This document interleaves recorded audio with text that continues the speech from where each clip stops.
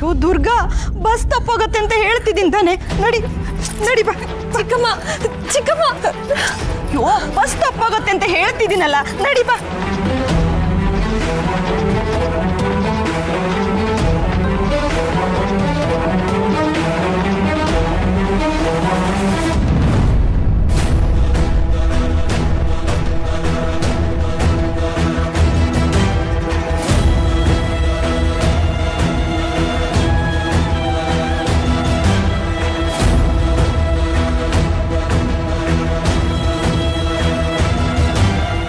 Ma'am, ಒಂದ್ಸಲಿ ಅತ್ತೆಗೆ ಅಥವಾ ಶರತ್ಗೆ ಕಾಲ್ ಮಾಡಿ ಇನ್ಫಾರ್ಮ್ ಮಾಡಿದರೆ ಹೇಗೆ?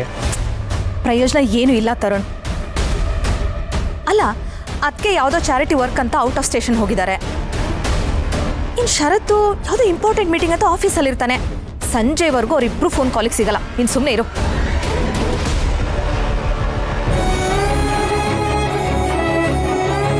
ತರುಣ್, ಅವಳು ಬ್ಯಾಗ್ ತಂದು ಕೊಡ್ತೀನಿ, ತಗೊಂಡೋಗಿ ಅವಳ ಮುಖದ ಮೇಲೆ ಬಿಸಾಕು.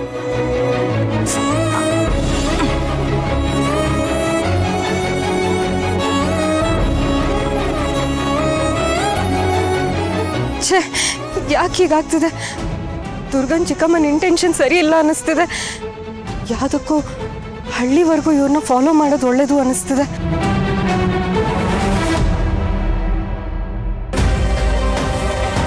ಮಂಜುಳಪ್ಪನವ್ರೆ, ನಮ್ಮ ಪ್ರಭುನೇನಾರ ನೋಡಿದ್ರ? ಬೆಳಿಗ್ಗಿಂದ ಮನೇಲಿ ಕಾಣಿಸ್ತಿಲ್ಲ. ನಾನು ಮಲಗಿಬಿಟ್ಟಿದ್ದೆ, ಎಬ್ಸಿ ಹೇಳಿದೆ, ಹಾಗೆ ಹೊರಟೋಗಿದ್ದಾಳೆ. ನಿಮ್ಮ ಹತ್ರ ಏನಾರ ಹೇಳಿದ್ಲಾ? ಬೆಳಗ್ಗೆಯಿಂದ ಎಲ್ಲೂ ನೋಡ್ದಂಗೆ ಆಗಲಿಲ್ಲ. ರಂಗೋಲಿ ಹಾಕಕ್ಕಾದ್ರೂ ಹೊರಗೆ ಬರ್ತಿದ್ಲು, ಇವತ್ತು ಅದೂ ಬಂದಿಲ್ಲ. ನಮ್ಮ ಗಣಪನ್ ನೋಡಿದ್ರ? ಯಾವಾಗಲೂ ಇಲ್ಲೇ ಆಟ ಆಡ್ತಿದ್ದ, ಇವತ್ತು ಅವನನ್ನು ನೋಡ್ದಂಗೆ ಆಗಲಿಲ್ಲ. ಎಲ್ಲೋದ್ರು ಇವರು ಅಮ್ಮ ಮಗ ಇಬ್ಬರು? ಹೇಳಿದೆ. ಇಲ್ಲೇ ಎಲ್ಲೋ ಹೋಗಿರ್ತಾರೆ ಅರ್ಚಿಕ್ರೆ, ಯೋಚನೆ ಮಾಡಬೇಡಿ, ಬಂದ್ಬಿಡ್ತಾರೆ. ಅವಳಿಗೇನೋ ಆಗ್ಬಿಡುತ್ತೆ ಅಂತ ಯೋಚನೆ ಅಲ್ಲಮ್ಮ, ಅವಳು ಏನು ಅನಾಹುತ ಮಾಡಿಬಿಡ್ತಾಳೋ ಅಂತ ನನಗೆ ಯೋಚನೆ. ಏನು ಬೇಕಾದ್ರೂ ಮಾಡಿಬಿಡ್ತಾಳು ಅವಳು. ಅಣ್ಣ, ಆ ಪ್ರಭಾ ಎಲ್ಲ ಹೋಗಿರ್ಬೋದು?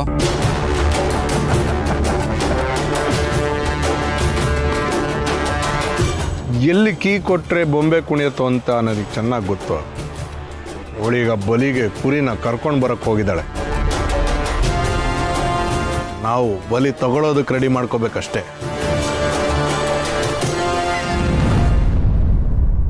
ಯಾವ ಶಕ್ತಿ ಅದು ನನಗೆ ಅಡ್ಡ ಬರ್ತಿರೋದು? ನಾವು ಅಂಬಿಕನ್ನ ಬಂಧಿಸಬೇಕು ಅಂತ ಪ್ರಯತ್ನ ಪಟ್ಟಾಗ್ಲೆಲ್ಲ ಆ ಶಕ್ತಿ ಅಡ್ಡ ಬಂತು. ಆ ಶಕ್ತಿನ ನಾಶ ಮಾಡೋದಕ್ಕೆ ಅಂತ ತೋಳಗಳನ್ನು ಕಳಿಸಿದ್ವಿ. ಆದರೆ ಆ ತೋಳಗಳನ್ನು ನಾಶ ಮಾಡಿತು ಆ ಶಕ್ತಿ. ಯಾವುದದು ಶಕ್ತಿ? ನನ್ನ ಮತ್ತೆ ಅಂಬಿಕನ್ ಮಧ್ಯೆ ಬಂದಿರೋದು ಯಾವುದದು ಶಕ್ತಿ ತೋಳಗಳನ್ನು ನಾಶ ಮಾಡಿರೋದು? ಆ ಶಕ್ತಿನ ನಾವು ಬಂಧಿಸಲೇಬೇಕು. ಆ ಶಕ್ತಿನ ಬಂಧಿಸೋದಕ್ಕೆ ಎಲ್ಲ ಸಿದ್ಧತೆಗಳಾಗಿವೆ. ಆದರೆ ಚಂದ್ರ ಬರೋವರೆಗೂ ಕಾಯಬೇಕು. ಆಗಲೇ ಆ ಶಕ್ತಿನ ಸಂಪೂರ್ಣವಾಗಿ ನಾಶ ಮಾಡೋದಕ್ಕೆ ಸಾಧ್ಯ. ಹೌದು, ಇಷ್ಟು ದಿನ ಆ ಶಕ್ತಿ ನನಗೆ ಕೊಟ್ಟಿರೋ ತೊಂದರೆಗೆ ಇವತ್ತು ಪರಿಹಾರ ಸಿಗತ್ತೆ. ಇವತ್ತು ರಕ್ತ ಚಂದ್ರ ಬರ್ತಿದ್ದಾನೆ ಅಂದರೆ ಕಾಲ ಕೂಡ್ ಬರ್ತಿದೆ ಅಂತ ಅರ್ಥ.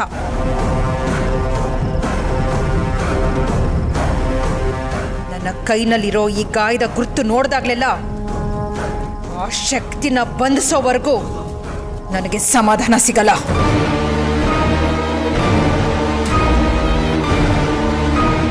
ಎಷ್ಟು ಸಲ ಅಂಜನ ಹಾಕಿದ್ರು ಪ್ರತಿ ಸಲನೂ ಆ ಸುಟ್ಟಿರೋ ಮನೆ ಹತ್ರನೇ ಹೋಗಿ ನಿಂತ್ಕೊಳ್ಳುತ್ತೆ. ಇದ್ದಕ್ಕಿದ್ದಾಗಲೇ ಯಾವಾಗ್ಲೂ ಆ ಶಕ್ತಿ ಅನುಭವ ಆಗುತ್ತೆ. ಆ ಶಕ್ತಿನ ಹುಡ್ಕೊಂಡು ಹೋದಾಗ್ಲೆಲ್ಲ ಅದು ನನಗೆ ದಾರಿ ತಪ್ಪಿಸ್ತಿದೆ. ಇದೆಲ್ಲದಕ್ಕೂ ಇವತ್ತು ಪರಿಹಾರ ಹುಡುಕ್ಲೇಬೇಕು. ಈಗಲೇ ಪೂಜೆ ಶುರು ಮಾಡೋಣ. ಆ ಶಕ್ತಿನ ಆದಷ್ಟು ಬೇಗ ಬಂಧಿಸಿದ್ರೆ ಚಂದ್ರ ಬರೋ ಅಷ್ಟರಲ್ಲಿ ಪರಿಸ್ಥಿತಿ ನಮ್ಮ ಹಿಡಿತದಲ್ಲಿರುತ್ತೆ. ಆ ಶಕ್ತಿನ ನಾವಿಲ್ಲಿಗೆ ಕರೆಸಬಹುದಾಗಿತ್ತು. ಆದರೆ ಆ ಶಕ್ತಿ ಯಾವ ಜಾಗದಲ್ಲಿ ಅತ್ಯಂತ ಫಲಶಾಲಿಯಾಗಿರುತ್ತೋ ಅಲ್ಲಿಗೆ ನಾವು ನಮ್ಮ ಶಕ್ತಿಯನ್ನು ಕಳಿಸಿದ್ರೆ ಒಂದು ಅಂಶನು ಬಿಡದ ಹಾಗೆ ಆ ಶಕ್ತಿನ ನಾಶ ಮಾಡುತ್ತೆ. ಹಾಗೆಯೇ ಮಾಡೋಣ. ಆ ಶಕ್ತಿಗೆ ಇವತ್ತೇ ವಿದಾಯ ಹೇಳೋಣ. ಇನ್ಯಾವತ್ತೂ ನಮಗೆ ಇಂಥ ಅವಕಾಶ ಸಿಗಲ್ಲ ಅಂದ್ಕೊಂಡೆ ಆ ಶಕ್ತಿನ ಇವತ್ತೇ ಸರ್ವನಾಶ ಮಾಡಬೇಕು. ವಿಧಿವಿಧಾನ ಶುರು ಮಾಡೋಣ. ಖಂಡಿತ. ನನ್ನ ಶಕ್ತಿ ಈಗಲೂ ಬಲಹೀನವಾಗಿದೆ. ಇವತ್ತಿನ ವಿಧಿವಿಧಾನಗಳನ್ನು ನೀವೇ ಪೂರ್ತಿ ಮಾಡಬೇಕು. ಆಗ್ಲಿ, ನಾನೇ ಮಾಡ್ತೀನಿ.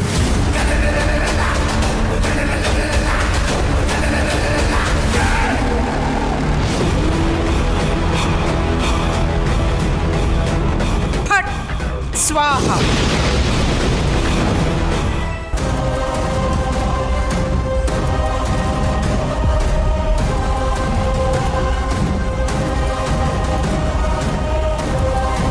ಅಯ್ಯೋ, ಈ ದುರ್ಗ ಯಾಕಿಷ್ಟು ಮುಗ್ದೆ? ಅವ್ರು ಕರೆದ್ರು ಅಂತ ಇವಳು ಹೊಟ್ಟೋಗ್ಬಿಡದ? ಈ ಚಿಕ್ಕಮ್ಮ ಹಾಕ್ತಿರೋದು ಮೊಸಳೆ ಕಣ್ಣೀರು ಅಂತ ನನಗನ್ನಿಸ್ತಿದೆ. ಈ ದುರ್ಗಂಗೆ ಯಾಕಿದೆಲ್ಲ ಅರ್ಥ ಆಗಲ್ಲ.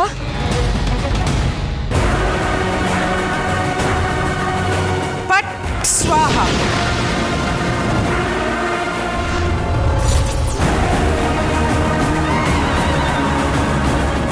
ನನಗೇನಾಯ್ತು? ಯಾರೋ ನನ್ನ ಹಿಡ್ದು ಎಳ್ದಂಗಾಯ್ತಲ್ವಾ? ಅಯ್ಯೋ ದೇವ್ರೆ, ಈಗಲೇ ನನಗೆ ಹೀಗೆಲ್ಲ ಆಗ್ಬೇಕಾ? ಹೇಗಾದರೂ ಮಾಡಿ ದುರ್ಗ ವಾಪಸ್ ಹೋಗದೆ ಇರೋ ಥರ ನಾನು ತಡಿಬೇಕು. ಏನಾಗ್ತದೆ ನನಗೆ?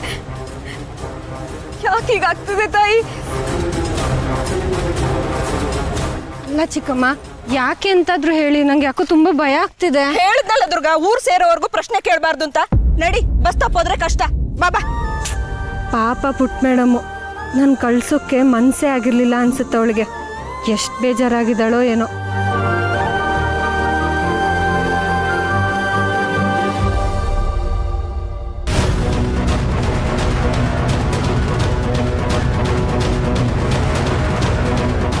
ಅರೆ, ದೇವಿಯವರು ನನ್ನನ್ನು ನೋಡೋಕ್ಕೆ ಬಂದಿದ್ದಾರೆ ಅನ್ಸುತ್ತೆ. ನಾನು ಊರಿಗೆ ಹೋಗೋ ವಿಷಯ ಅವ್ರಿಗೆ ಹೇಳಲೇ ಇಲ್ವಲ್ಲ. ದೇವಿಯವರೇ, ದೇವಿಯವರೇ! ಅಯ್ಯೋ ಸದ್ಯ ಅವಳೇ ನನ್ನ ನೋಡಿದ್ಲಲ್ಲ. ನನಗಂತೂ ಅವಳ ಹತ್ರ ಹೋಗೋಕ್ಕಾಗ್ತಿಲ್ಲ. ಅವಳೇ ನನ್ನ ಹತ್ರ ಬಂದರೆ ಹೋಗಬೇಡ ಅಂತ ನಾನು ಹೇಳ್ಬೋದು.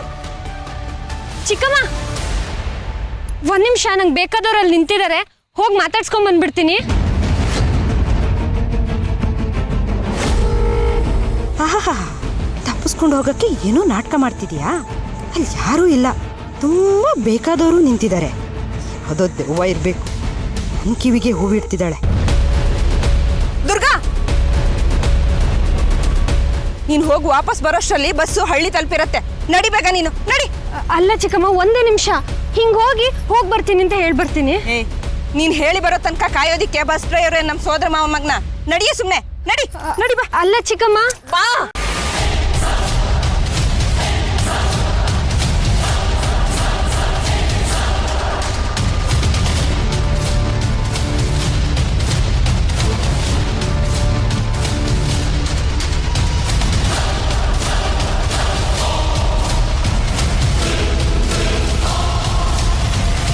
ರಿಕ್ಷಾ,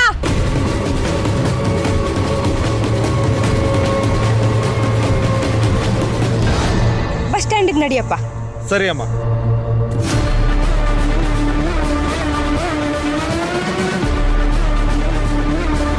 ಫಟ್ ಸ್ವಾಹ.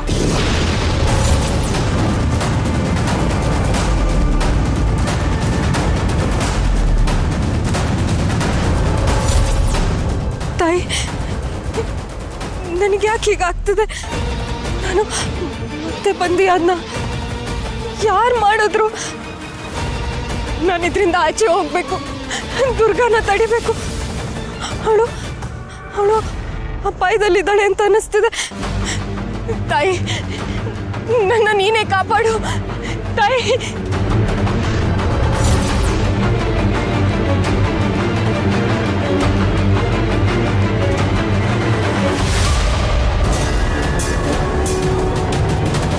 ಚಂದ್ರೋದಯ, ಚಂದ್ರೋದಯ! ಶಕ್ತಿ ಗೋಚರ, ಎದುರು, ನಿನ್ನೆದುರು ಶಕ್ತಿ, ಅಗೋಚರ ಶಕ್ತಿ. ಇಲ್ಲ ಇಲ್ಲ ಇಲ್ಲ ಇಲ್ಲ ಇಲ್ಲ ಇಲ್ಲ ಇಲ್ಲ, ಅನರ್ಥ, ಘೋರ ಅನರ್ಥ, ಘೋರ ಅನರ್ಥ. ಬಂಧನ, ಶಕ್ತಿ, ಶಕ್ತಿ, ಬಂಧನ. ರಕ್ತಚಂದ್ರ, ಕಂದ ಅಪಾಯ ರಕ್ತ ಚಂದ್ರೋದಯ ಗೊಂದಲ ಗೊಂದಲ ಬಂಧನ ಶಕ್ತಿ ಅಪಾಯ ಗೊಂದಲ ಗೊಂದಲ ನಿಧಾನ ನಿಧಾನ ನಿಧಾನ ಬಂಧನ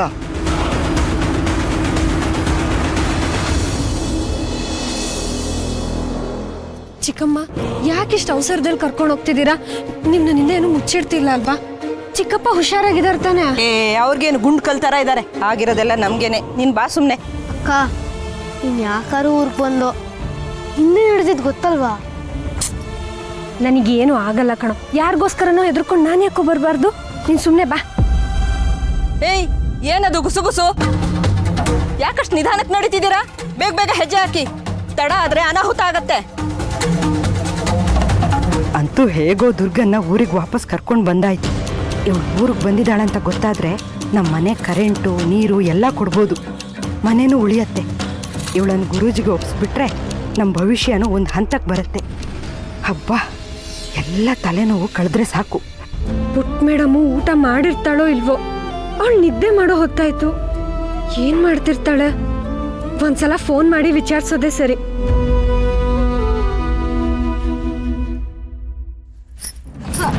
ಓಹೋ, ಸಿಟಿಗೆ ಹೋಗ್ಬಿಟ್ರೆ ನಿಮಿಷಕ್ಕೊಂದ್ಸಲ ಮೊಬೈಲ್ ನೋಡೋ ಶೋಕಿನಾ? ಮೊದಲು ಮನೆಗೆ ನಡಿ, ಆಮೇಲೆ ಉಳಿದಿದ್ದು. ಚಿಕ್ಕಮ್ಮ 1 ನಿಮಿಷ ಫೋನ್ ಕೊಡಿ. ಪುಟ್ ಮೇಡಮ್ ಫೋನ್ ಮಾಡಿ ಮತ್ತೆ ನಿಮಗೆ ಕೊಟ್ಬಿಡ್ತೀನಿ. ನಿನಗೆ ನಿನ್ನ ಮನೆಯವ್ರಿಗಿಂತ ಹೊರಗಿನವ್ರೆ ಹೆಚ್ಚಾಗೋದ್ರಾ? ಅವ್ರ ಬಗ್ಗೆ ಅವ್ರ ಮನೆಯವ್ರು ಯೋಚನೆ ಮಾಡ್ತಾರೆ, ನೀನು ನಿನ್ನ ಮನೆಯವ್ರ ಬಗ್ಗೆ ಮೊದಲು ಯೋಚನೆ ಮಾಡು. ಬಾ.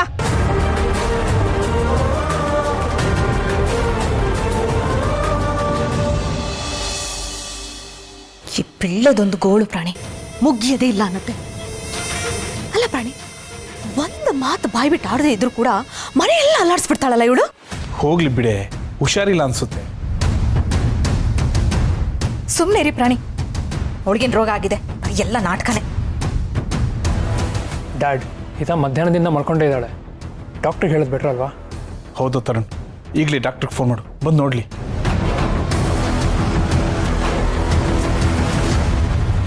ಹಿತಾಗೇನಾಯ್ತು? ಹಿತ ಯಾಕೆ ಹಿಂಗೆ ಮಲಗಿದ್ದಾಳೆ? ಶರತ್ ಗೊತ್ತಿಲ್ಲ, ಮಧ್ಯಾಹ್ನದಿಂದನೂ ಹೀಗೆ ಮಲಗಿದ್ದಾಳೆ. ಯಾರು ಹತ್ರ ಕೂಡ ಸೇರಿಸ್ತಾ ಇಲ್ಲ.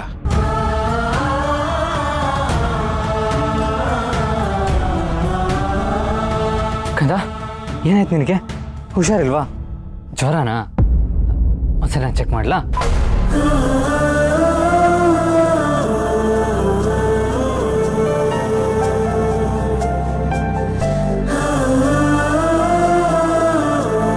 ಇವಳಿಗೆ ಇದ್ದಕ್ಕಿದ್ದಾಗೆ ಏನಾಯ್ತು? ಯಾರಾದ್ರೂ ಏನಾದ್ರು ಅಂದ್ರ? ಅಯ್ಯೋ, ಅವಳಿಗೆ ಯಾರು ಏನಂತಾರೆ ಶರತ್ತು? ಅದು ಸರಿ, ದುರ್ಗಾ ಎಲ್ಲಿ? ಎಲ್ಲೂ ಕಾಣಿಸ್ತಾ ಇಲ್ವಲ್ಲ? ಅವಳಿಗೆ ಗೊತ್ತು ಹಿತನ ಹೇಗೆ ಕಾಮ್ ಡೌನ್ ಮಾಡೋದು ಅಂತ. ಅದೇ ಪ್ರಾಬ್ಲಮ್ ಆಗಿರೋದು. ದುರ್ಗಾ ಮಧ್ಯಾಹ್ನನೇ ಹೊರಗೊಟ್ಟೋದ್ಲು. ಆಗ್ಲಿಂದ ಹಿತ ಯಾರನ್ನೂ ಹತ್ರ ಬರೋದು ಬಿಡ್ತಿಲ್ಲ. ವಾಟ್? ಹೊರಟೋದ್ಲಾ?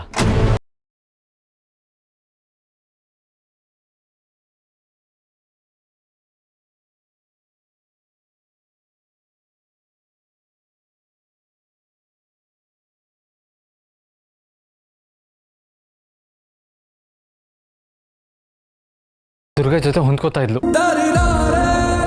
ಇವಾಗ ಅವಳು ಇಲ್ಲ ಅಂದ್ರೆ ಏನ್ ಮಾಡೋಣ?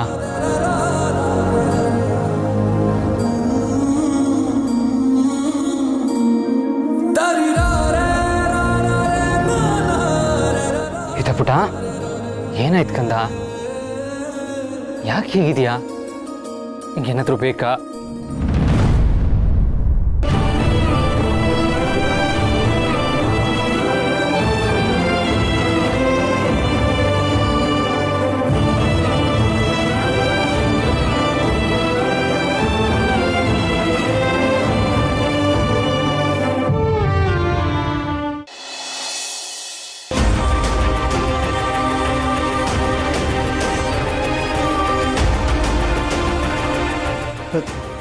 ದುರ್ಗಾ, ನೀನು ಹೇಗಮ್ಮ ಇಲ್ಲಿ? ಚಿಕ್ಕಪ್ಪ ನೀವು ಹುಷಾರಾಗಿದ್ದೀರಾ ಅಲ್ವಾ? ನಿಮ್ಗೇನು ತೊಂದರೆ ಆಗಿಲ್ಲ ತಾನೆ? ನನಗೇನಾಗಿದೆಯಮ್ಮ, ನಾ ಚೆನ್ನಾಗಿದ್ದೀನಿ. ನೀ ಹೇಗಿದೀಯಾ? ನಾನು ಚೆನ್ನಾಗಿದ್ದೀನಿ ಚಿಕ್ಕಪ್ಪ. ಅಲ್ಲಮ್ಮ, ನೀನೇನು ಇಲ್ಲಿಗೆ ಬಂದಿದೀಯಾ? ನಿನಗಿಲ್ಲಿ ಪರಿಸ್ಥಿತಿ ಗೊತ್ತಲ್ವಾ? ಇಲ್ಲಿ ಯಾಕೆ ಬರಕ್ಕೆ ಹೋದೆ? ರೇ, ನೀವು ಸ್ವಲ್ಪ ಸುಮ್ಮನಿರ್ತೀರಾ? ಓಹೋ, ಇದೆಲ್ಲ ನಿನ್ನ ಕೆಲಸನಾ? ಅಲ್ಲ, ನನಗೊಂದು ಮಾತು ಹೇಳಿದೆ, ಎಲ್ಲಿಗೆ ಹೋಗಿದ್ದೆ ನೀನು? ಅದು ಹೌದು, ನಾನು ದುರ್ಗನ್ ಕರ್ಕೊಂಬರಕ್ಕೆ ಹೋಗಿದ್ದೆ.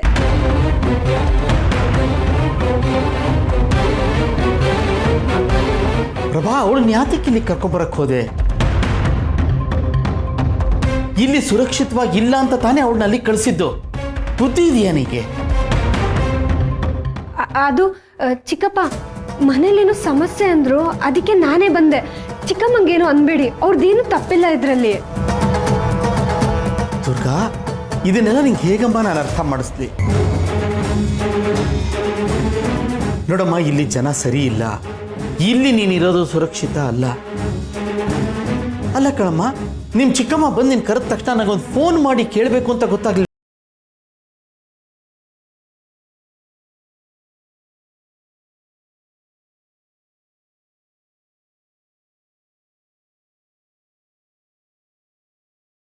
ಹೇಳ್ತಿದ್ದೀರಾ ನೀವು? ನಾನು ಹೋಗಿ ಅಷ್ಟು ಕಷ್ಟಪಟ್ಟು ಕರ್ಕೊಂಬಂದ್ರೆ ನೀವು ಹೋಗಿ ಬಿಟ್ಟು ಬರ್ತೀನಿ ಅಂತೀರಾ?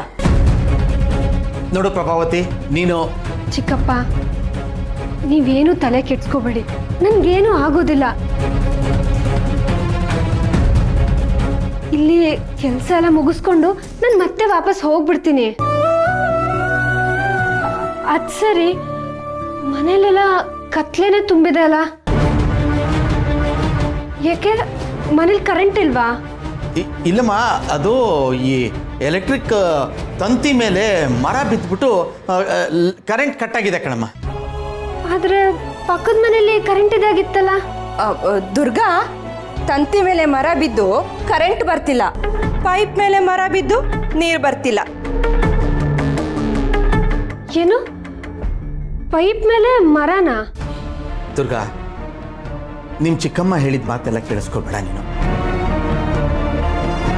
ನಡಿ, ಇಲ್ಲಿ ನೀನು ಸುರಕ್ಷಿತವಾಗಿಲ್ಲ ಅಂತ ಆದಮೇಲೆ ಇಲ್ಲಿರೋದು ಬೇಡ. ನಡಿ ನೀನು.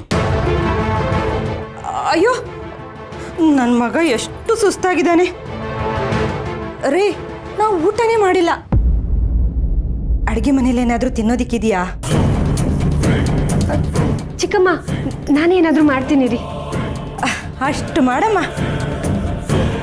ದುರ್ಗಾ, ನೀರು ಬರ್ತಿಲ್ವಲ್ಲ, ಬಾವಿಲಿ ನೀರು ಸೇದ್ಕೊಂಡು ಏನಾದರೂ ಅಡುಗೆ ಮಾಡಮ್ಮ. ಸರಿ ಚಿಕ್ಕಮ್ಮ. ಪ್ರಭಾ, ಯಾಕೆ ದುರ್ಗಂ ಕೈಲವನ್ನೆಲ್ಲ ಮಾಡಿಸ್ತಾ ಇದೆಯಾ?